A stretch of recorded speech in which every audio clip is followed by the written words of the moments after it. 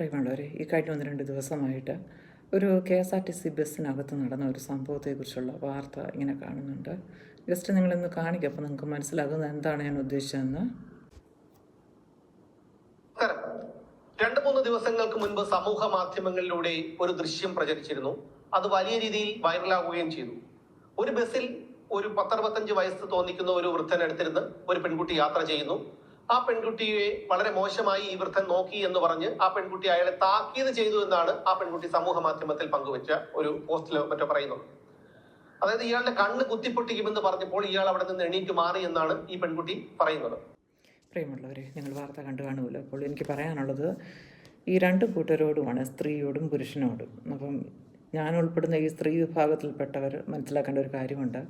വെള്ളമടിച്ച് കിറങ്ങി, കഞ്ചാവൊക്കെ അടിച്ച് കിറങ്ങിയിരിക്കുന്നവരുടെ അടുത്തേക്ക് പോകാതിരിക്കുക, ഒരകലം പാലിക്കുക. നമുക്ക് ഏകദേശം എന്താ പറയേണ്ടത്, സുരക്ഷിതമായ ഒരു സ്ഥലം ഏതെന്ന് തോന്നുന്നുണ്ടോ അറിയാമല്ലോ, അങ്ങനെയുള്ളിടത്തിരിക്കുക. പിന്നെ എന്താ പറയണ്ടേ, മാറിപ്പോവുക, ഒഴിഞ്ഞു മാറിപ്പോവുക, അത്ര തന്നെ.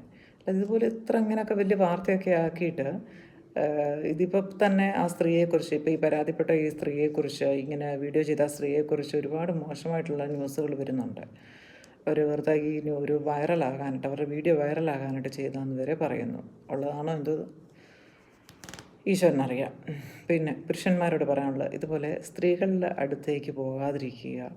എന്തൊക്കെയാണ് പറഞ്ഞുണ്ടാക്കാൻ പോകുന്നത് പറയാൻ പറ്റത്തില്ല. അപ്പം നിങ്ങളൊരു അകലം പാലിക്കുക. ഇപ്പം സംഭവിച്ചത് സത്യമോ മിഥ്യയോ എന്താണേലും ഇത് ഏറ്റവും കൂടുതൽ അഫക്റ്റ് ചെയ്യുന്നത് നിങ്ങളുടെയൊക്കെ കുടുംബത്ത് താമസിക്കുന്നവർക്കാണ്.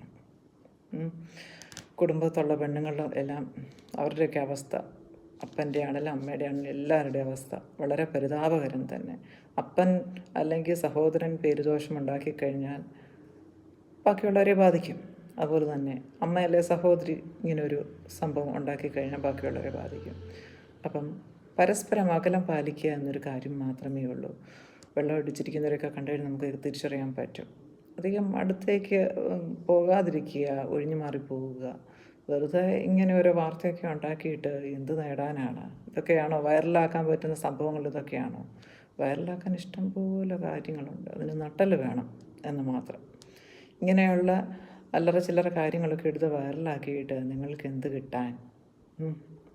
ഇപ്പോൾ ആ മനുഷ്യൻ നല്ല മനുഷ്യനാണോ അതോ അയാൾ മോശമാണോ, വെറുതെ പറഞ്ഞുണ്ടാക്കുന്ന കഥകളാണോ, ഇതൊന്നും അറിയില്ല.